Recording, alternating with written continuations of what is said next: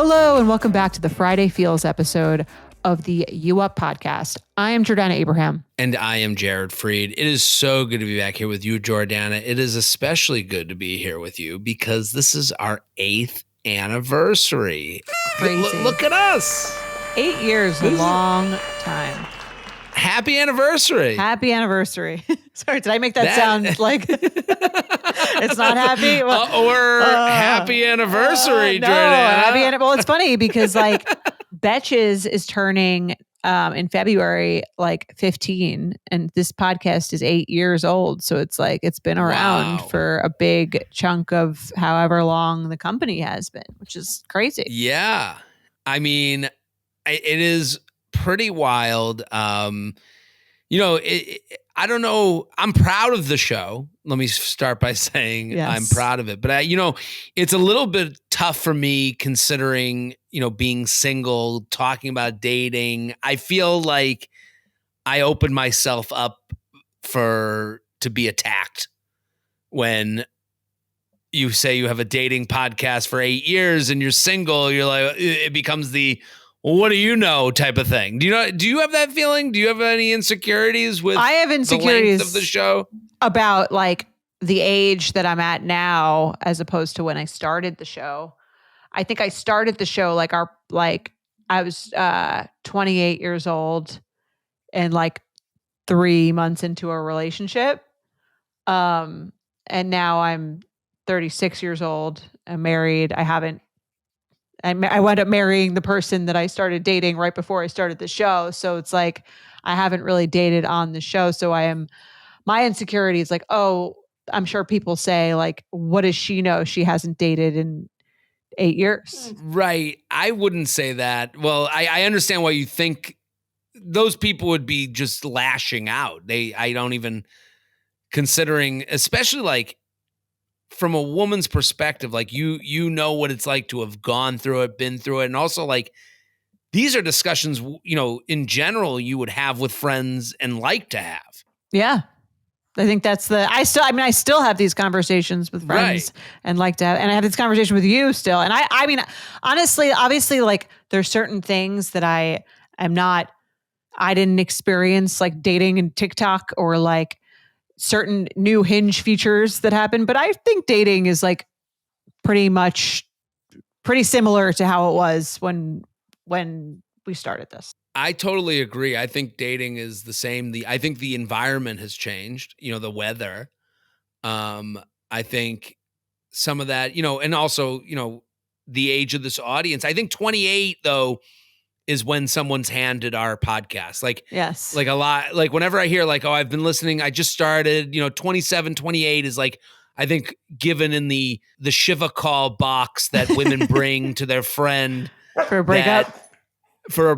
I think we are next to the tissue box when it comes to hey, you're going through a breakup. Let's hear people talk about dating in a real way. And I'm proud of that. I'm proud that we have kept our backbone with talking about this and not a gotcha hot take.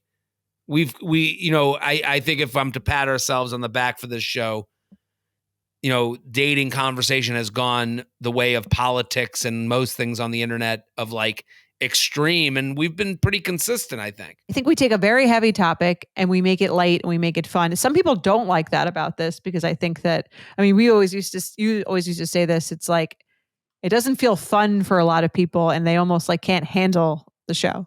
Right. The feedback, whenever I see someone angry at me, I see a comment, the tone of it to me, the way I read it is they're angry at their family member. I actually, maybe that's a delusional way to look at it, but it's cause all I've been here is honest. I'm about your opinions, right? About my opinions. It's listen, I'm just being honest. And I think to maybe if someone, and that was the great reveal about dating advice on the internet to me was always oh, this is the hardest thing in someone's life. And I think it's fun. And my thinking it's fun is kind of offensive to someone who's this is really difficult for me. And it's I get that. That's something over the years that has really been, a personal change and growth is knowing, and it's become more hard for me over the years. So to date, you're saying? Yeah, to date, to like, to know how serious this is to someone else, like to deal with like, right. Hearing the voices of the people who write in and what they're going through. And like, I was talking to someone, and again, like when we started this, I was in a relationship. I was moving in. I was on the way into like, not when we started, but maybe somewhere in the middle, I think. Somewhere in the middle. Yeah. Yeah. Right. You're right. I got in a relationship and then moved in and then broke up, moved out, and like gone through kind of my own evolution of dating. And well, can I ask you, someone who's been both doing this podcast, because I've only been in a relationship, do you think it's harder to be single or to be in a relationship while doing the show? Single. Way harder. Because people are listening, or because you're held, you feel like you lose credibility, or like what makes it harder? I'm more honest and open here than I am with any woman I've ever dated. If I'm to be to be honest, like it's way easier to be honest here because I'm asked about hypotheticals and other people's problems. And that's why I take a lot of like, I really do make sure to say like, this is easier advice to give than it is to take. I'm not above the listeners. Like I am with them, like I am them. When I have these things come up in my dating life, I'm always like, it like hurts my stomach. Like I don't know how hard these things are. Yeah. Like, and when I'm on a podcast, like, as far as being single, like I've gotten farther along with people that I really cared about, but I was like, the end is here. Like, and it's more definitive than maybe I would like that to be. Right. I kind of wish I had more time to suss it out, but I'm like, I also know I can't be doing my job correctly and doing my life correctly being both. And that's really hard for me. Like I can't be in a 5 month. I just can't. Right. I could, but I can't. Well, you could. You could secretly, but you couldn't. It'd be like there'd be so many things to consider. To be with someone like 5 months where you're just feeling it out, but you're together. Right. I've tried that and it feels awful. Like I feel awful and then to never mention them on the show, right, where it's a dating show. I totally get that. I mean, honestly, the closest thing I've gotten to that feeling was like hiding this pregnancy, where I'm like, I don't want to have to explain it if I don't, but at what point is it like weird? And then, it's like, I think it's a tough position to be in, because in this case, there's someone else out there who's like, who is taking your revealing or your lack of revealing them personally. And even if I explain to them like, oh, I'm not revealing you, there's a point where it's like, I should be. Like, I do know that. And why don't you? Well, I guess, if this turns into a benefits episode Sorry. where well, I do get to this point where it's like, if I'm not madly in love with this person and willing to take the chance to have the pain that could go through a breakup, then I need to end it completely.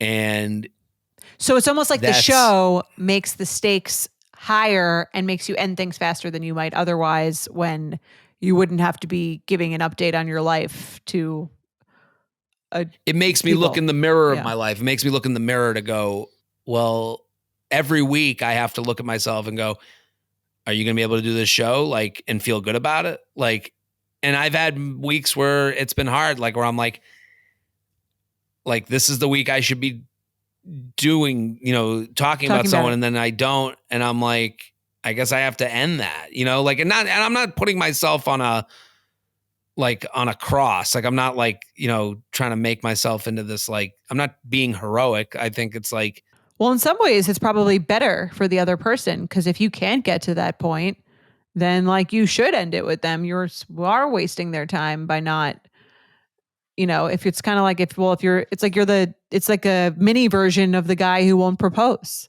Like if there's something that makes him break up with you rather than propose, if he was going to do that eventually, that's like good. If there's something that makes you like end it as opposed to like fully committing, and this is making you do that faster, that's kind of a good thing. Right. No, it's a good thing. I think sometimes it makes me feel like I'm like doing that too soon, or thinking about those things too soon. I'm getting too realistic instead of being romantic. And yeah, I could see that being a negative side of it. Yeah, it's for the best. So we do have some questions. So in other news, happy anniversary. Yeah. So this podcast has ruined my life for 8 years and made it so I can't find Can't love. wait to keep going. Yeah. I hope we do it to another 8 years. To 80 more. Yes. I do love doing this show. I love answering these questions, and it's fun. Like I want to thank the listeners for tuning in and watching on YouTube. If you're watching on YouTube, that's kind of been like the new thing that we're kind of pushing here. How did it begin? Someone, how did this begin? I remember this beginning. Yeah. I mean, we've talked about this story before. The story is like not that good. Yeah. It really wasn't anything. I just remember the funny part about the beginning of this podcast was at the first episode is all three Betches and me. Yes. And much like what used to be what it was like to go into your office, you guys had an office with 3 desks. Three-headed monster. A 3-headed monster that you didn't know who to face. It was like and you brought me in. It was totally a tribunal. And then I would sit on I sat, and you guys didn't even have a chair. I had to sit on like a cushion. You had to bow. You had to curtsy. I had a little curtsy, got in, and you guys were basically like, let's start. You'd been on my show and you kind of liked, the podcast medium. And then you guys started a show at the same studio I was at. Yes, we did Betch Slapped at the time, now Betches, formerly Betch Slapped. Yep. And then you guys were like, what if we started a male-female point of view dating show? And I was like, basically Battle of the Sexes. I was like, sounds great. What do we call it? And I think it was just like, you're dealing with a you up text. It was modern dating. That was it. People still send you up texts? I think it's evolved. I think the idea of a you up text still exists. Like the what it means, but I don't think it's as much. I think if you typed out you up, it would be like a laughed joke out of the room. Right. It'd be too obvious at this point. Right. Now it's more like fire emojis. Like responding to an Instagram story is the new you up, or that's even the old you up. I mean, the new you up might be a Snapchat sitting in your Snapchat. Snapchat went out and then it came back. It's like back again. What's your 40-year-old version of a you up text? I send it to the DoorDash guy anytime I'm. Where are you? I'm hungry. Are you lost? I see. I'm tracking you, and it just looks like I keep saying I'm the next stop, but you haven't. But where are you? That's my version of a you up text. Yeah. Do you still send those? Do you send like a late night? You're not like partying. Not really. I mean, I think now for me, things are more planned ahead. It's like, hey, what's your plan tonight? I might be out. I might have a show. Oh, let's meet up. Like it's like it's a way more courteous, or people have schedules to maintain. I think that's like part of it. Right. You're texting before it gets dark too. Right. Feel out of plan. The idea that I think there's an age where it's like, you can't really expect that the other person's going to be up when you're up, if you're up on a certain night, or you see their Instagram stories and they're up. They just posted, hey, I saw you're out. I'm out too. That would be a better starter of a hookup. You'd have proof of that. Yeah, no, but I think that's probably like more of a back in the day when you used to go out like Thursday, Friday, Saturday, and everyone was doing that. It wouldn't be weird to text someone. No. And also back in the day, you didn't have the view of someone's life. Like there wasn't someone taping themselves. So like, I think like, when it comes down to like, we get a lot of questions about like, oh, they wanted to follow me on Instagram. It's to track you. It's to see what you're doing and where you are at. Like this whole thing of like, oh, well, they wanted to see more pictures. Well, that's a good way for you to look at it. If it's not you looking at it as me going, I just want to see when you're out so that I know when to text you. So it seems like I just thought of you when really I just took a mental note that you posted on stories and we're having a big night out and you got dressed up and you looked hot. Like, wow. That's a lot more devious than I expected. That's why I'm here, to answer these questions for do you feel like anyone who's wondering. Do you feel like you're betraying men by giving us all these secrets? I've thought about this a lot. I used to think that men might think that of me, and all I've been is I've been honest, and I think a lot of the boyfriends and men that end up getting brought to our show, or like, I think they appreciate it, that like, I'm trying to say these things in a palatable way. I think that's like the hard part, is to talk from a male perspective in a way that isn't hateful and mean. And that's what I try to do. That's really something I think about. I also think most men are not as good as articulating their thoughts and feelings and the phenomenon around them as you are. Well, thank you. That's what I think my power is. That's why I think I'm good at it. And I try to make it funny, but like, it has to come from a place of honesty first, funny second.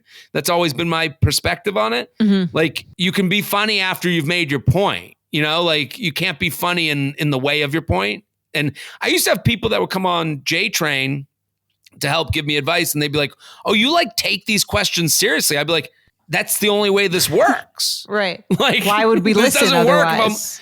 If I was like, oh, look at this loser with a problem, like, that's not right. I mean, we say that about some listeners, but not most of them. we hope you guys know us a little bit more at this point. There's a guy on TikTok that made me so angry, and he has 1 million he has like over 1 million followers, and he's got this slick back hair, and he made me feel a lot like this guy has really he's doing something gross to me. What's he doing? I saw a video. He's in his car, and he starts explaining how he saw an unattractive guy being confident, and all he could think about were all the beautiful, wonderful women that he dumped, being this ugly man who's too confident for how ugly he was. And I'm like, this is like the most disgusting turn on the male population that I've ever seen, because they're creating a straw man out of thin air. Right. And they're preying on women's emotions, because a lot of women have dated guys that they weren't attracted to at first, and now they're really attracted to them because they got to know them, and then they were dumped by a guy they weren't attracted to at first. That's happened. I know that from this show. But to create a straw man and then be like this vague person to get your own followers really made me annoyed. You're saying that's the real person who's betraying men. Yes. He is basically saying like, and then it becomes an opinion, like who's ugly versus who's not. Who's to say who's good looking or not good looking? Like, it's all, that's all personal opinion. But he's painting a picture in people's minds of someone that doesn't really exist. The idea that there's this cocky, ugly man who's happy that he fucked over women to get in their pants. Like, that's not how it goes.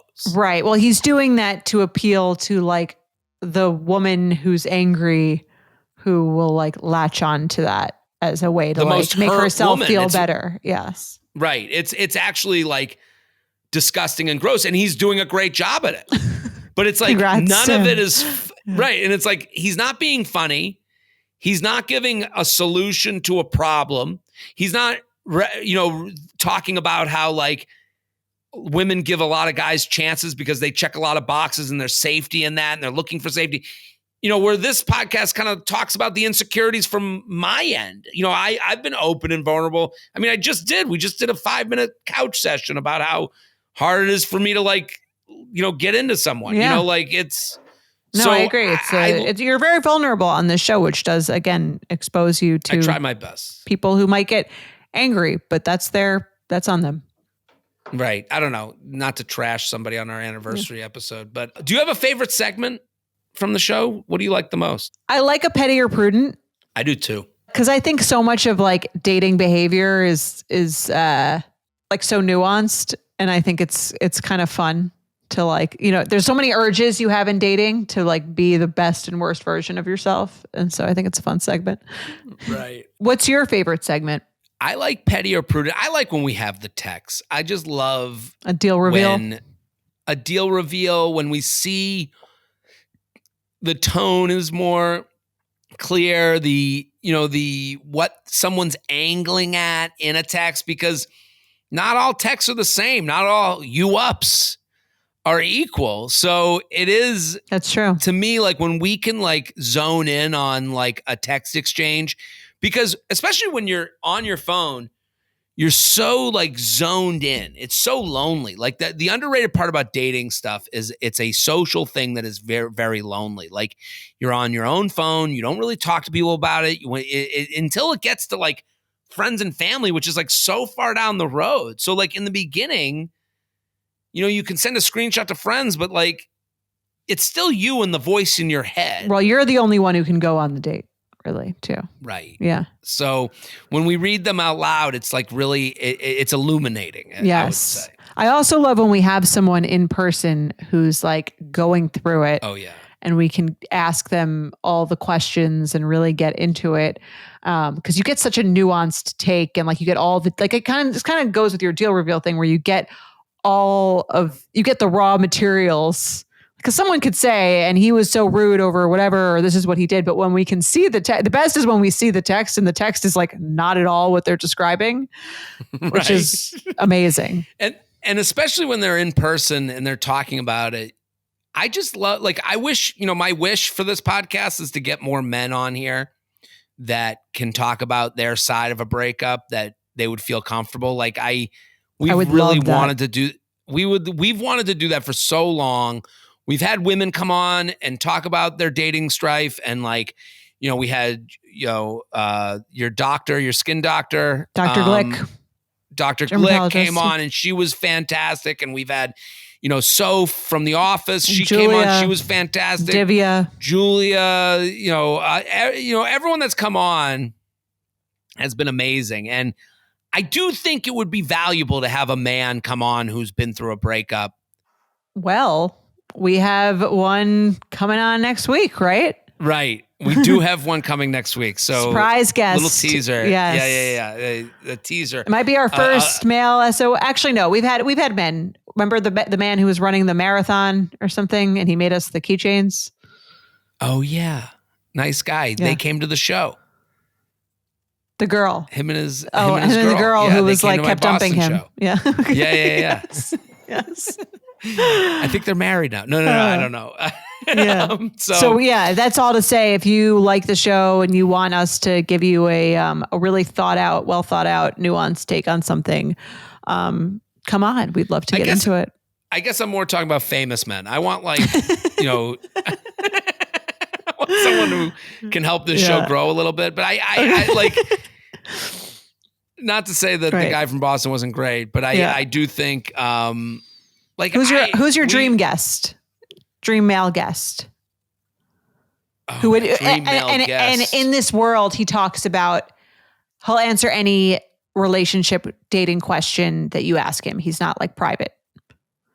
Like, what breakup do you really want to hear the guy's side of the story?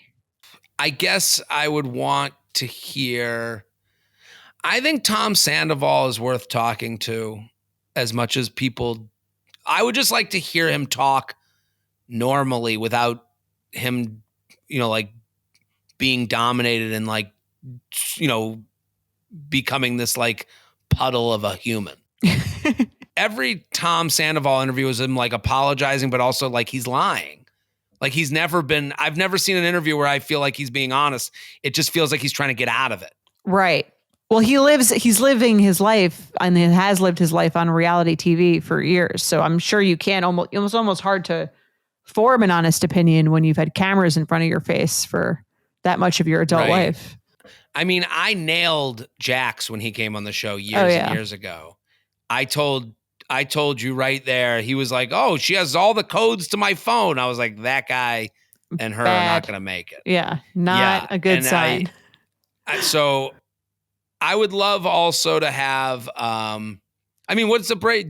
What men would you like? First one that comes on, I'd like to have Craig Conover come on the show. Oh, that would be great. Yeah. Talk about give his side of that breakup. Yeah. We didn't really hear his side. He went into it. He never really got pushed back on because Andy Cohen is his pal. Right. When he went on. So then all the pushback was from the internet. Yeah. You don't watch Southern. I know, but I know. I watch Summer House, so I know about the relationship from there. But that would be great to get a sense of like, what is his real unfiltered take on what happened? And again, in this hypothetical scenario, the person is being really honest, open to sharing exactly what happened. Yeah, I'd love that. I would love that. And, I've always wanted, Tom Brady. Tom Brady could come on, talk about his divorce. I mean, what I would do. What really happened there. Tom Brady comes on. You can't ask him one football question. You can only ask him about his divorce with Giselle. Game. Would love it. I would love. What other men? Any other men that you would want on? Let's see. Tom Brady. The guy from Stranger Things who is having a very bad week. Lily Allen's soon to be ex-husband. So he cheated on her, right? Is that the allegation? Yes. And she's like, she wrote like a whole album about it, but it's not like one of those subtle, like interpret the lyrics thing. I think she's just like very plainly saying exactly what happened. So I thought that happened years ago. I didn't realize it was happening right now. No, I think it's happening right now. Yeah. Well, then he got accused of bullying, which I don't know what that means. Like, I don't. Yeah, I don't know. I don't know how seriously to take a bullying accusation on a set, because like someone might tell me like, no, that means he was like abusive. Like, I don't know if that's the case, then I would run away from that. But if it was like he called someone a duty head, like I don't. Yeah, I don't know that. I don't know the details yet. I don't know the word bullying. I never trust. So as like a real accusation. So yeah, he's having a tough week, but I would love to hear from him. Yeah. Anyone with like a hot, like the Nick Jonas, Sophie Turner. Love to get that side. Right. I'd love some of the exes of Taylor Swift to come on. Come talk to us. Let us know what it's been like to be a Taylor Swift ex. I think Joe Jonas could talk about that too in our hypothetical ideal world. Or is it Nick Jonas? Which Jonas is she with? I'm so bad at the brothers. Joe. Oh, it is Joe. Like, also, what does it mean that they dated? Like, did they like hook up? Like, some of them, I'm like, did you guys just hold hands and we just for PR? Assume that's a dating? Oh, yeah, Jake Gyllenhaal. I would love to get Jake Gyllenhaal on here to talk about his, like, he'd never spoken about any of that, of course, but like, we could just give him some truth. We gave him some truth serum. We got him on here. We were like, what is your version of like All Too Well? Like, what is it? What went on from your perspective? Right. I mean, Brad Pitt, Brangelina, the most famous, scandal of our era, Do you want to know about his divorce from Jen Aniston, or you want to know about his divorce from Angelina? Both. I want it all. I want to like know, how does he even date is like a real question. Leonardo DiCaprio, I want to know what are like the logistics is really my question. Like Derek Jeter, like how does it work when you're that big to like have social interactions? Like is someone going and grabbing someone for you? Like not like, in a capturing way, but like, are they like going to a woman that you see and going, hey, Derek Jeter would like to, that he would give away gift bags. The NDAs or something, or the gift bags or something like that. I don't know. There's some. Derek Jeter, you'd leave his place and have a gift bag. What was in the gift bag? Like, I want to know all of these things. What was in the gift bag would be like the most important thing from that. Like, because if it's too nice, it's weird. If it's not nice, it's weird. What are things you would want in a gift bag? Let's say you hook up with like a famous guy, and then it's he's just like, sex. I'm not like taking it personally that he's giving me a gift bag. He says to you, Jordana, this was a great night. You have cuddling, you have breakfast, and he says, I'm going to be straight with you. I'm out there. I'm not gonna date you. But this was a wonderful night. And he paid for everything, dinner, limos, the whole deal. Apparently this happens in the 80s. And then you're at his penthouse apartment and you go, I get it. What would make you feel best leaving that place? In the gift bag. And knowing that everyone gets it? Or just assuming it's just for me? Yeah, he goes to a closet and there's like 5 of them waiting. It feels like a little transactional that he has 5, but fine. Okay. What would I Let's think. Fine, Uber. A calligrapher that makes camp baskets, puts Jordana on it with. Okay. I would like Uber gift card. Okay. The Uber's paid for. I mean, obviously. Yeah. But just, if I come back. Expensive candle. Maybe a massage. Something there. That would be nice in the gift bag. What else would I like? A photo from our time together so I could show everyone for the clout. Okay. Is it a photo like you put on stories where you're just arms around each other, or is it like a loving photo? It would be like ambiguous if we were like together or not. So I'd have like everyone would know that I didn't just like stop him on the street. We were like, we like went on. We went on a few dates. Like he was into me. You in a booth with him at Spring Lounge, like you're with John Mayer. Like it would be like that. Yeah, okay. I would need that would be great for the clout. It doesn't have to be framed because that's weird, but like just a picture that I could have to show my grandchildren. Sure. I'm loving this because this is all doable for me. You could do that. This is a gift bag I could put together. What would you want in a gift bag from a celebrity that slept with you but didn't want to date you? I really wouldn't need anything, but I would love some I would love from a woman who's like a big time celebrity, all like items they approve, but it was like, it would be like skincare, cologne. Like I want to be able to like walk away with like I bang J-Lo confidence. So these are all J-Lo approved items so that when I wore them, I would go, what woman could resist me? I was with J-Lo and she gave these to me. Right. Ben Affleck also a good one to have on the show. Right. I mean, Ben Affleck would be the number one of the Yeah, he's pretty high up there. So you would want skincare, expensive skincare. Skincare, cologne, like all things like a woman would tell me. It would be like endorsed, like. Would you want a picture together? I don't need the picture. No one's going to believe you. We follow each other on social media. All right, you prefer that. Yeah. They follow, and do they have to interact with your stuff? No. They can mute me. I'll be okay with that. Just I got to have the follow. Even if no one believes you without the picture. The picture's not a problem. I don't think I need that as much as I need that they've them to publicly to me. Publicly acknowledge your existence. I like Jared. Oh, I'm a fan. Like that's all I need them to say. Are you okay if the skincare is from their personal line? Like their No, I want it. No, I wouldn't want that. You want the good shit. Okay. I want good stuff that they like thought of, like it feels like I know this is what they like. Okay. Some thought. I come back to J-Lo, like the idea of putting on skincare stuff that J-Lo was like, I only fuck men who use this. Okay. So now I know I'm in the, fuckable. Like every time I put it on, I'd be like, what? This is too, I'm not good enough for you. J-Lo. Yeah. Right. Okay. I like that. Let's get to today's episode now that we've decided what gift bag we would like from celebrities after we've fucked them. It's a game. If you're listening, it's a game. I'm on the road. Happy anniversary, Jordana. Happy anniversary to our listeners. Durham, also Charlotte, Fort Lauderdale, Miami, San Diego, Orlando. Those are all coming up. Royal Oak, Michigan, Columbus, Ohio. I need some help in Columbus. So get your tickets, jaredfree.com. Okay, so what we wanted to do, we asked you, the listeners, our amazing audience, to go through the moments that you guys love the most, made you cringe, just moments you wanted us to discuss.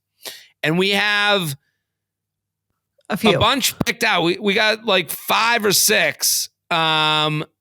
You ready? I'm ready. Let's just jump right into it. So, worst day of the year moment. People really love that. That is that is on Iconic. How to Get a Straight Answer about why your fling suddenly ended. Episode 216 from 2/21/20. So 2020, 5 years ago, people are still talking about this. right before the pandemic. The second worst day of the year. That's right. I remember we were taping just like Zoom. We were taping just like this. We were on Zoom, and let's play the clip. I feel like it might be like the worst day of the year. What is it? February 21st. Why is that? Just because it's like middle of winter. Yeah. Not ton going on. No real like holidays that are soonish. So you need this podcast to get you through the rest of this winter. It's February 21st. No hope, no dreams, no nothing. February 21st is the worst day of the year. I agree, right? If you could relive like one day every day for the year, like it wouldn't. No one's picking February 21st. Like if you could pick one day on the calendar, what day would it be? The worst. If I could pick one day of the year, to do every day of my life, every day, it would be Thanksgiving. It would be Super Bowl Sunday, not holiday, just like random July day. 4th. Oh, well, I love that you. This is so funny that people might think this is a setup for a joke, but February 21st is my birthday. I really kept going. Oh shit, is it? Yeah. This is we didn't plan this. It sounds. Oh my god! So Happy planned, birthday! We are scheduled. We are recording this on February 10th, so we are way ahead of our time. That is really embarrassing for me. I was like, oh my! It's like literally the worst. I've never even said anything like this before. It's just very odd. That's why I started laughing right away and kind of playing it up with you, just because I was like, that's so funny that she's like. There's no worse day of the year than February 21st. It's the worst. There's no good. There's no bad. It's the Wednesday of the year. Wow. I really kept going. You started down early. You said that. You came out of the gate. You must have written that as a note, because that was my one thing that I was I couldn't believe how quickly you were straight to worst day ever. I guess I've been thinking about it. I don't know. I mean, if it wasn't your birthday, would you think it was up there for pretty bad day of the year? That's what absolutely. Yeah. I think actually, I like how you're self-aware. You're not, some people are February's not that bad. It's whatever. No, it's horrific. What is there in February? And the reasons you gave were correct. It's far away from anything good. The memories are too far in the background. All that stuff you said, there's no days off coming. Nothing to save you. It's been winter for a long time. And you got more to go. Yeah. So I actually wrote this down because I was I wanted to talk about this with you. I wouldn't like a person who couldn't get past their birthday to acknowledge how good or bad the day is. I agree. I think someone, because I actually do think that would be a good way to judge someone. How self-deprecating are they about something that's clearly horrible about them? Right. You have to acknowledge that you I think this is nowadays, based on the environment we live in, as in the social era we're in, everyone's told don't apologize for anything, don't admit any fault, don't relent. And it's I don't really relate to those people. I agree. You know what I mean? I kind of don't relate to the person who can never apologize, never admit fault, never go, and sits there and goes, well, it's my birthday. Are you saying you hate my birthday? And it's oh, I don't even want to have a conversation with you ever on anything else. Because you're not fun. Right. Right. So yes. Yeah, this ended up being this whole thing. If someone couldn't admit that their birthday on February 18th is a shitty day to have a birthday, they're crazy. They're actual crazy person. Yes. And they're self-centered. Right. They can't even get past it. Your birthday is on the best day of the year. I do think it is. It's solid. It's definitely up there. As a kid, my birthday was actually, I think I've talked about this, kind of annoying because it was the first day of school and you'd be bringing in your munchkins for all these fucking strangers. No one just a weird this way. This chick just gave me food. I don't even know who she is. Yeah. It was always just a little weird to celebrate your birthday. On a day that was not about you at all. It's the first day of school. Everyone's get out of here with that. We just want to have a normal icebreaker day. Anyway. Right. All right, let's do another one. Another moment that was sent in to us. We did ask for these on Instagram. You can follow the U Up account, u.up.podcast. The Is That My Wife story. Oh, my God. People love Is That My Wife? It's from the episode How Long Should I Wait for Him to Propose? Episode 459, June 21st, 2023. Play the clip. I'm working from home a few weeks ago, and I hear screaming in the hallway, and I'm like, again, they've taken away the security, so I'm not like immediately running out there. First, it was a scream that I heard. Or like a yelling. Okay, you're like, oh, they're putting up Halloween decorations. Okay. And I hear this yelling, and someone's like, it sounds like someone's on the phone with like the police or something, and they're screaming like she's not breathing. They're like screaming, they're crying. So when I went out there, and there's a guy like literally trying to give CPR to this woman, this older woman who's like on the floor, like unconscious. And I heard before I went out there, I heard like a groaning from this woman. She's not breathing. They're doing like the electroshock thing to get her breathing. They're doing like clear. They cut her shirt open, so this woman's like exposed in her. No, it's fucked. It's like a fucked up thing to see. I can't stop making jokes. Yeah, I'm sorry. If you were there, it would not be funny. It would be like I'd crack one or two. I'd see what people. I felt quite helpless watching. Like they cut this woman's shirt off. They're doing her like the electroshock. Oh my God! And then they say like they have a pulse. We got a pulse. Eventually, they have a pulse. Oh, so I'm like, okay, it seems like she's alive. And then they take her to the hospital, and that was like. Everyone goes back to their business because, like, I guess what else are you supposed to do? Back to my Zoom meeting. That's crazy.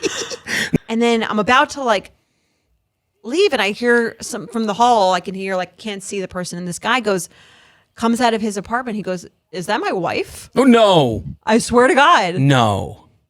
He says, "Is that my wife?" The whole time. That was the weird part because it was like 40 minutes later. I don't like. You might be called in for the Netflix documentary. It was very weird. He's like, he says, "Is that my wife?" And I'm like, was he my older? God. Well, the woman was older. I didn't even see him because it was like around the like corner. I could just hear him saying that, and then the EMTs are like trying to find her ID, right? Because they're not just gonna like tell. They're like asking him. Oh, that's bizarre. It was very strange, like. For 40 minutes, also like they're screaming in the hallway. You didn't hear anything for 4, and then at the end, is that my wife? Is that my wife? How did you hear it and him not? How do you feel, Jordana, about this? Did you ever like look into this? Did you ever like try and figure out the mystery of who it was and what happened? I heard she died. Did I not give that update on the show? I don't know if I remember getting that update. Oh yeah, I did. Okay, speaks like you did. Okay. Yeah, that's mostly what I heard because I was like fighting with the building about the fact that they had no security when this all happened. So to like kind of set the scene, Jordana was living in a building while her house was getting renovated, and this was like a 6-month thing. Yes. But you noticed that the building right away was kind of haphazard. There was like issues with the building. It just was like kind of a It later got like. It was like the owner was under investigation for fraud for like getting so they ran out of money. Right. So there was like the building had its own issues. Yes. And then you have these people that are living there for a number of reasons. Like it wasn't just like, I'm sure there was a lot of people like maybe going through a divorce or, right. Or moving out of their house or moving into their house or something like that. Yeah. Right. And then you hear this woman in the hallway screaming and a guy's just like calmly. Yeah. I mean, I feel like it was when I remember it, it's a lot funnier. This didn't seem that funny. I think your commentary was more, I feel like I was going to ask, you didn't answer my question. We cut out your commentary, I think, from this, and your commentary did make it pretty funny. I thought it was the funniest thing I've ever heard in my entire life. You never answered my question. Which was what? How are her titties? Oh my God. You're an animal. No, you know what I remember from this story? I remember that there was, it's funny, like when we talk about like good feedback, bad feedback, like, and how the good feedback, like it barely penetrates the surface.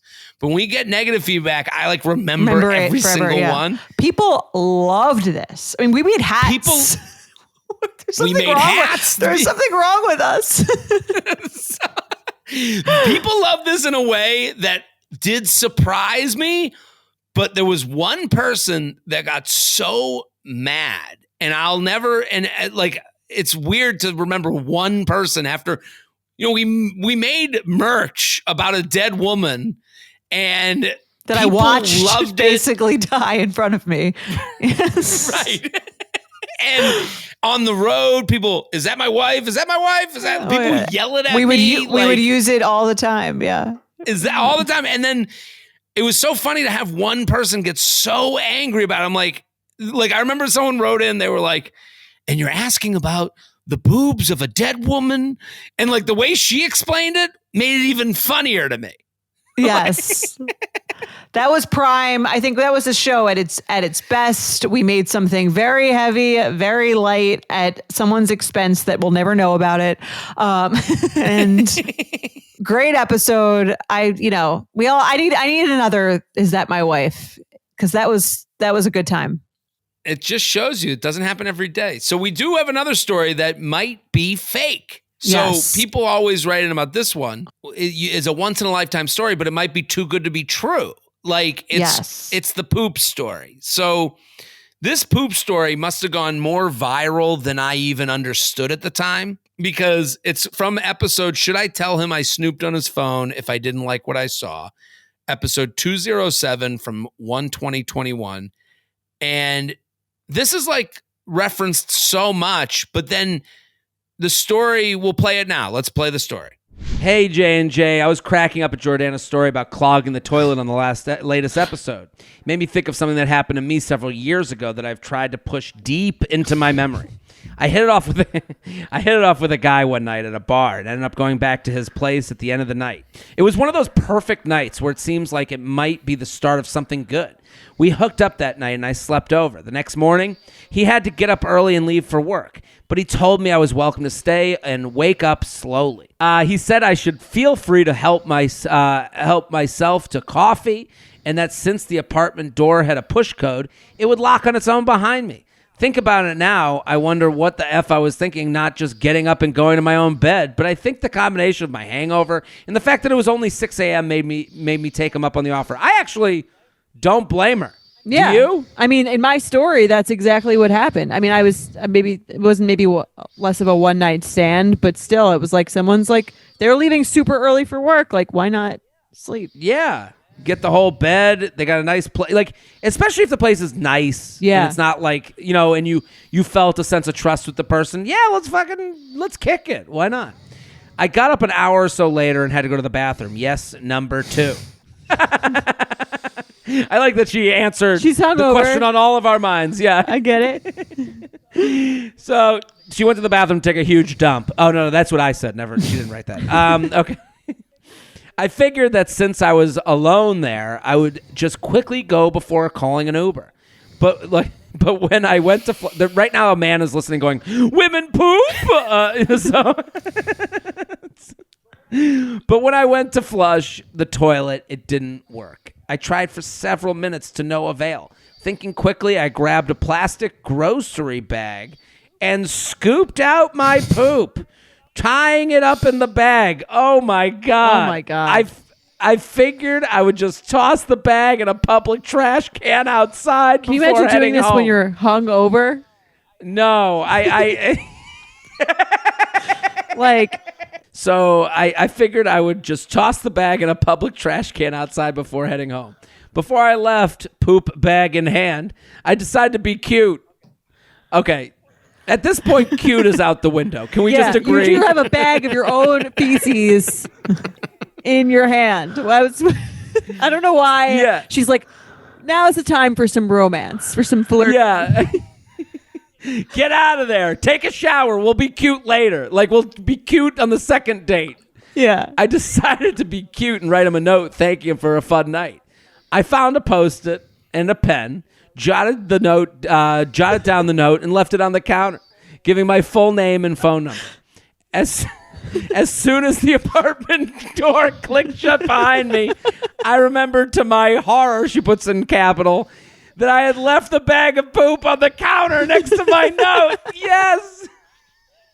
This seems like something from a sitcom. This is like too legitimately. Good. Oh my God. I mean, I didn't have the code to get back in, so there was nothing I could do about it. I basically left him a bag of poop next to all my identifying information.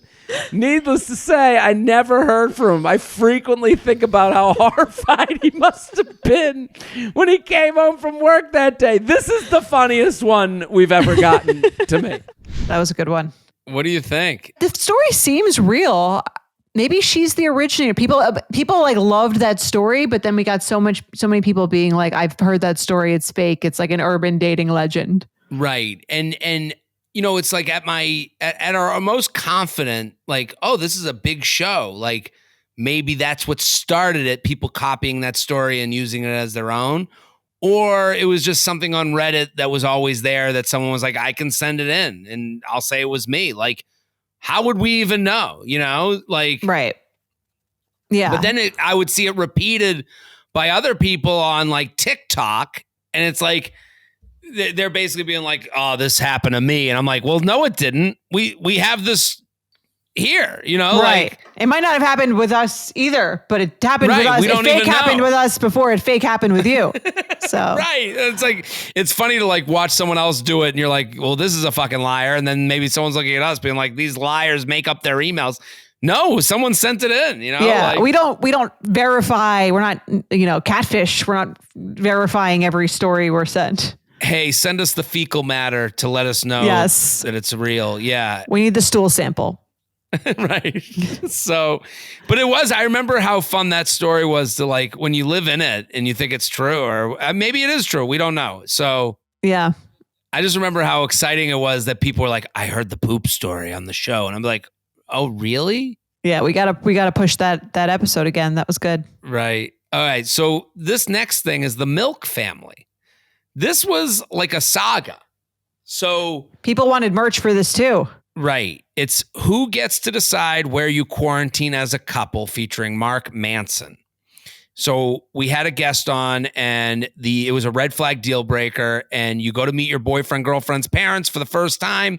And at dinner, each member of the family drinks a glass of milk with their meal. So let's play the red flag deal breaker and how we broke it down. It's either a red flag, you see it, you notice it, you keep going, or it's a deal breaker, you're out of the whole thing. Okay. Ready? Let's do it. We had music. You go to meet your boyfriend or girlfriend's parents for the first time, and at dinner, each member of the family drinks a glass of milk with their meal. It's a milk Very family. wholesome. Can we invent another flag? Because it's not a red flag for me. That's just a weird flag. That's just like, just like, wow, your family's fucking weird. Are you okay with a weird family then? You're fine with it? Okay. That's true in their own every special way. Weird, right? So I'm trying to think what I'd prefer. Jordana, Would what do I you prefer think? that, or like every member of their family takes like 6 shots throughout dinner? I think like that might be a worse. That's a more realistic one where it's like everyone just gets fucking hammered the first time you meet them. Like, are you okay with that? Like, I'd be hammered with them. I guess I would be. Like the milk thing, it would scare me that like, oh man, this family is not loose at all. Like, milk is a sign of like, when we get together for dinner, we have our milk because it makes your bones strong. Like, I would be afraid that the family is like living in 1923. I don't know. Maybe I'm biased because I enjoy milk. Like I am a grown man who enjoys a glass of milk. But like, yeah, the 6 shots that's much closer to red flag territory. That would very much, for me, that would mean I need to have a serious conversation with my girlfriend about her attitude towards addiction and alcohol and drugs. Wait till she sobers up, and then have depending on her. Yeah. Hey, wake up. So do you maintain your preference for 6 shots at dinner over a glass of milk? Well, it's funny that this email, the red flag deal breaker, it does kind of represent how far, and I don't mean to keep bringing this up, but like how more extreme the world has gotten. Because like what I'm used to be our saying biggest about issue. Well, right. But if this was an issue today, like what I said about the family being like from the 1950s and drinking milk, like I feel like that would be like turned into this whole like they must, if they drink milk, they must be this. And, there's now like a lot of, it would get political. Like, and I'm kind of hinting at that in my response. But I don't think I mean it to be that way. But I think if I said it now, I'd be like, well, I don't mean that they are like. Right. You'd have to do a lot more qualifiers. People might get more angry. Yeah. Right. Like, because there's this like whole like, I drink, I think there's someone on social media, they're like, I'm dairy girl, like only dairy. Like, and it's like become this like, now you go, you can't even get your, there's people that are like, I don't get it pasteurized. Like, it's like, it turns into this whole like. The raw milk movement. Movement, right? Movement's the right word. What do you think?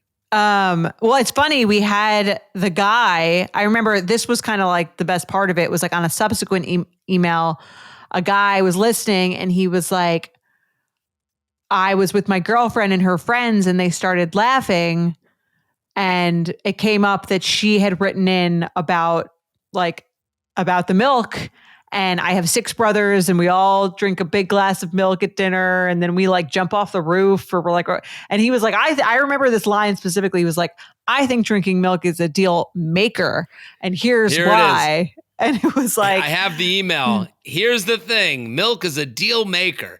My brother and I are all over 6 feet, have never broken a bone, survived falling off the roof, motorcycle crashes, T-bones on a bike. The only explanation? Milk. We drink a gallon every night and even considered buying a cow.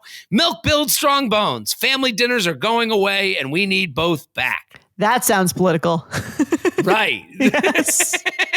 I agree. So he says, so red flag or deal breaker, my girlfriend asked podcast if what I did was a red flag or deal breaker. So he ends up writing it about her. Yeah. Who wrote in about him.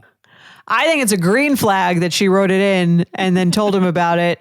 That's the best part of this show. It's like when you can kind of make fun of yourself, make fun of your partner, go through our emails or our red flag or our games and kind of like have a different opinion than that's an art we've lost in this country is having a different opinion and having a fun conversation about it, making it fun instead of demonizing the other person.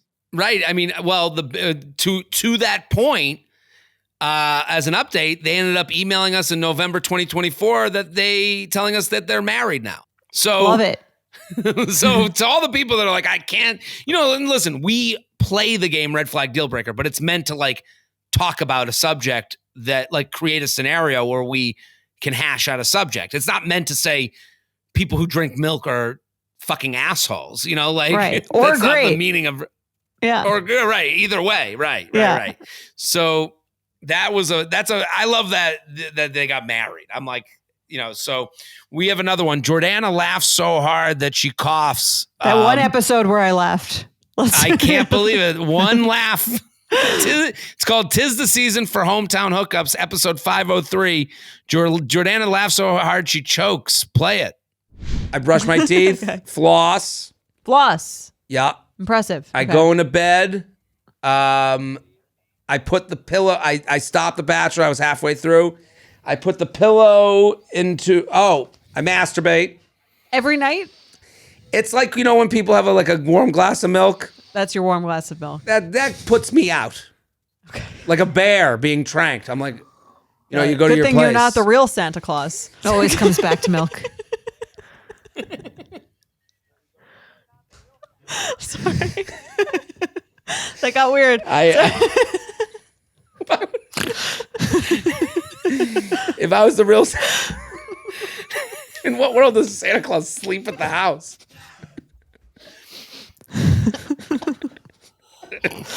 Jordana just choked. We almost lost Jordana. A full choking.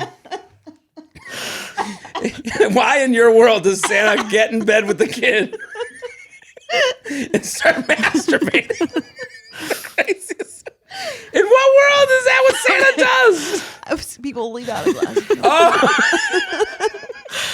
So if you don't like milk, you like to masturbate. So If I was Santa Claus. What is your takeaway from this? Because I have a takeaway that I thought of when I watched this. We have a good time. we have a lot of fun on this show. We know how to have fun. I would say the one thing I don't think the audience knows that I have learned over the years, nobody likes a dark joke more than Jordana Abraham likes a dark joke. I do. And making a dark joke, because there are times you'll make a joke where I'm like, my training as a comedian is to go along with whatever you say. And you... I'm just wondering how many times you've been horrified by what I've said. And you'll make jokes sometimes and I'm like, I can't go along with this. And this joke was one that I loved, and the idea that Santa Claus would go to the house, get to the tree, put down the presents, and then just start masturbating in the living room before leaving. Like, it's such a random, dark way to look at it. You know, that's where my mind goes. I'm a sicko.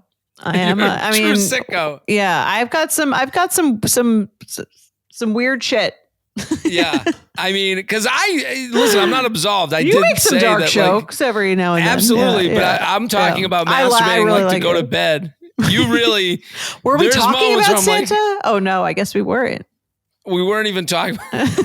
Good thing you're not Santa Claus. What? So that's why I love that clip so much.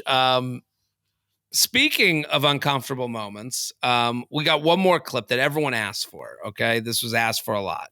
You ready? Yes. Your favorite episode. The Mel Robbins episode. We have a lot of questions about this. It's the one episode that I didn't go to YouTube and look at the comments. I knew the minute we ended taping, I wanted nothing to do with it anymore. I looked at the comments. It's called How Can the Let Them Theory Help Me, featuring Mel Robbins, episode 622. That was our most divisive episode. People either loved it, like were obsessed with it, or they hated it and they hated her. I've never seen there was no one who thought it was fine. There was no one who kind of liked it. People loved it or hated it. I've never seen such strong opinions. I mean, that's probably why she's so successful. Like, to take off on social media, you need to be loved and hated. And she's got it. She knows how to create a bar fight. I mean, like, so let's play the clip and then we can get into it. Mel Robbins, thank you for coming on. Well, thank you for inviting me. We're so excited to have you on. You were like a dating relationships, like I would say, like expert, and just feel so motivational in that space. Well, you guys will be the judge of that when we're done with this conversation, because I think everyone's going to hate the advice. Well, I don't think so. Yes, I do. Okay, why are they going to hate it? Well, because I'm going to tell you the truth. Right. And the truth is the people that you're dating aren't the problem, you are. You're the problem. Hear that, Jared? Yes. It's me. It's you. Yes. You know, it's an intervention for me. It is. We didn't tell you. Let's tell him right now. The door's locked. Yes, it is a padded door. It's padded. Yes, and you're going to start crying like a child and beating the walls when I tell you what the problem is, dude. Let's talk about Jared, for example, who I would say is the person that a lot of people filter to, right? I have no shortage of people who are trying to date you. And it's almost like in that way, you're just talking about. But that doesn't matter. What the fuck do you want? Like, do you actually want to get married? I'd like to get married. No, do you want to get married? Yeah. And do you want children? Yeah. Great. And so what is the issue? Well, that you're married and have children in a situation that feels like a prison. You know, that could be. That is so inspiring. Someone whose shit is all over their bathroom vanity. Right. Someone's got a messy bathroom. Is that really it? That you actually are afraid you're going to make a mistake? Yeah, I think that's like not like a pretty relatable thing for people. And what is the pattern that you get into? You kind of get to the next spot in the dating process and you go, okay, now. And what's the next spot for you? I think it would be being in a committed relationship, like going from right before that date. Now, what does committed mean to you? Because committed means a bazillion different things to people. Committed to me would mean that you're dating and you're, only seeing one another. So you're talking about the very low bar of being exclusive with somebody. Right. That is what scares you? Yeah, I think that scares me. Why? To a certain level. Because I know at my age at 39 right now that I would be gung-ho for that person. That wouldn't be like... You can't casually date someone at 39 in his Yeah, but why wouldn't you I want wouldn't be to be in that space of being really excited and into... I would love to be. Okay, great. Yeah, I would love to be. I just, I want to be able to feel that excitement. And if I'm at the doorstep of it and I'm even thinking of it, I go, then maybe I'm not that excited for. Well, how does the person that everyone's filtering to? I don't think I'm the person everyone's. I think you have no shortage of women who want to go out with you. I could go on dates are not a problem. Yes, that's what I'm saying. I think. But then that's what she's describing. You're not as discerning. I think I'm probably not as discerning as maybe I would put off. Well, then here's what I would what I would say to you. You need to have a reckoning with yourself, where you know that the truth is that you actually are ready to find the person you want to spend your life with. You're casually dating because you want to. And people only change when they're ready to change. Like somebody only gets sober when drinking is more painful than doing the hard work to face what they're running from. And there is something that you are afraid of. And you will not change your behavior until you have a very big kind of reckoning with yourself that this actually matters to me. It's not a joke. And I'm no longer casually dating because I do want to find the love of my life. So what was so infuriating about that conversation for you? Well, let me backtrack to when we had her on. I was like, I think we taped a couple episodes, not to give an excuse. I'm not trying to get out of this discussion. I was like exhausted for some reason. I mean, I can see it on me watching that back. That we had just taped a couple. It was a long episode too. It was a long episode, and it went from and you can see in the beginning of that clip, I'm trying to have fun with the subject matter, with the guest. I started laughing at I'm the. We were joking about something in the beginning of that clip. It was we have this whole joke about the intervention, and it's that joke, that fun of the intervention conversation, you can tell was not what she was looking to do. And it turned into, what the fuck is wrong with you, Jared? And asking someone who's not being vulnerable with me to be very vulnerable with them. Right. And, that's my issue. And the other issue is, and it's why her stuff goes viral, people love her and gain value from her. So I had so many people say to me, Jared, Mel Robbins, they were impressed with us as if I did the Tonight Show. Yeah. And I remember I felt like I couldn't really say I didn't really feel great in that conversation, because then she's saying she's minimizing my issue, the very low bar of committing to someone. And this is coming from someone who I think this is something, isn't she in an open relationship? Has that been rumored? I don't know. Is that a thing? So I don't know either. Maybe I had heard that from another podcast that maybe she's in an open relationship. So it's so obviously it's not I don't think getting into a committed relationship is a very low bar. You're just minimizing any response I had. And the whole episode kind of felt like she was really trying to own the space to make something that is pretty universal and not that interesting her own. When you said off the bat, oh, you're doing let them is right. It's basically a Wu Wei, an ancient Chinese principle. I forgot what it was called. Taoism. Sorry, right. Yeah. It was Taoism. And she was no. That kind of start, to me, that was the start of I'm going to own the space. And again, it wasn't a fun conversation. Right. I'm being asked to get vulnerable with someone who's just giving lines and not really, and then saying that anything I would say as far as why I wasn't like, was that right. She's was kind of just dismissing it. Yeah. Right. Which is like, listen, and the problem is there's truth to it. Like, and if you already think, if you're mad at me for not being in a relationship, I don't know why you'd be mad at me. Or if I represent someone. Represent someone, yeah. That you're mad at for not committing, and you think that like when a man says me, when I say that I want to be in a relationship, you think I'm lying to get in women's pants. If that's your belief, then you're going to be like, Mel told him finally. And it's like, oh God, right. Like, I don't believe that. Like, I do believe I want to have a family and advocate.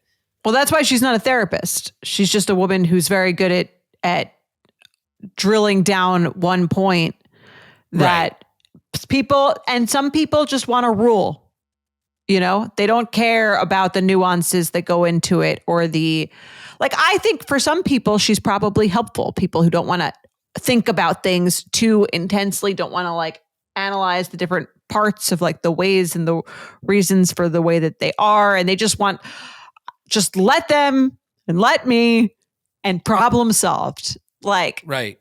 That works for some people, but I don't think it's our style. It's not our style. And it, you know, I walked out of there feeling, you know, and again, you're right. The people who love her, I didn't want to say to them, I think she stinks. Like, I didn't want to say that. Like, I felt bad. It sounds like you're judging them because they love it.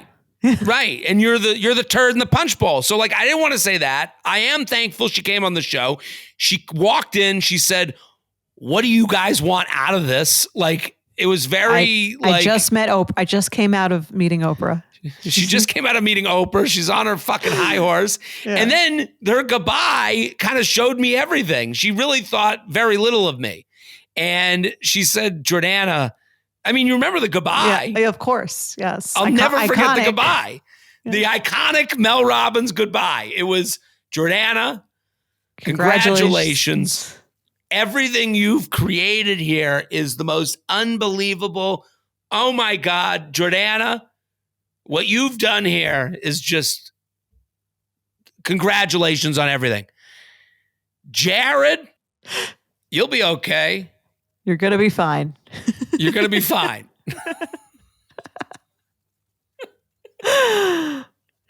It was like, yeah, I mean, I can understand why. About a loser with a podcast. Like, I was like, I'm like, it would be if you do make your sitcom, that would be a very good episode. It was crazy. She wasn't talking with me. She was talking down to me. She had no respect for me as a human. Well, that's why people go to her. That's why people go to her, because they want to be talked out. They want to just be told what to do, and that's not who you are. Right. And and she also comes from this world of any man that stays single is doing it at the injury, at the harm of other women. And that really like demeans my sensibilities, my, you know, and also like minimizes my feelings and insecurities that exist on Earth. So I don't know. Thanks for coming on the show. She is huge. She is huge. Huge. You know? The amount of people that come up to me. My aunt, Jared, Mel Robbins. No one likes Mel Robbins like an aunt. They love fucking Mel Robbins. And I, you know, there's videos out there, and like, you know, if someone really got into a conversation with me, I would be like, yeah, watch it. It's kind of awkward. I would say to you, it's a little bit of an awkward conversation. I would say that to people and not really get into it anymore. But like, I knew it was going to be a big video. I knew it was going to be a big clip. She took us out of all the clips. She liked the episode. She put up a ton of clips from herself from without us. It's of her. She's high-fiving herself. So listen, Jared, you got to let them. Okay? I just wish that I called the let them theory. That's called being a dad. That's what dads do. They just don't give a shit and let the kid eat when he eats. So, all right. But your Taoism thing was good. I felt like I fucked up that day. I walked out of there being like, man, I was a nothing. No, I think it's just like very different ways of looking at the world. Right. Well, I think the way she's looking at the world is to make money off the world. I don't buy it. Like and listen, some people are that like, and they're good at that and they can leave it at the door. And I sit there at night staying up. That's why I'm a fucking mediocre or whatever. So it's Jared, happy anniversary. You'll be okay. 8 years.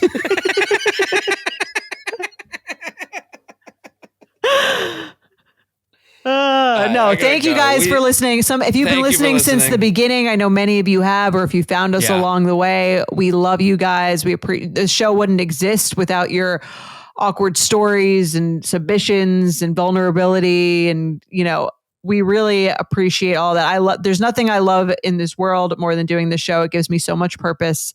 I laugh harder than I do in any other scenario. And I'm so glad we're still here. I am too. It's a pleasure to do this show with you, Jordana. It's a pleasure to work with the great people we work with. It's a pleasure to have the people who listen to it. Every time I meet them, I'm like, it makes me feel good about myself, like to meet the listeners. So and it's why we do an hour and a half when we could do an hour. We could do 45 minutes and maybe it would help the show grow, but we're like, fuck it. We like chilling and hanging out. So we solved dating again. We did it. We'll be back next week. Bye. Boom.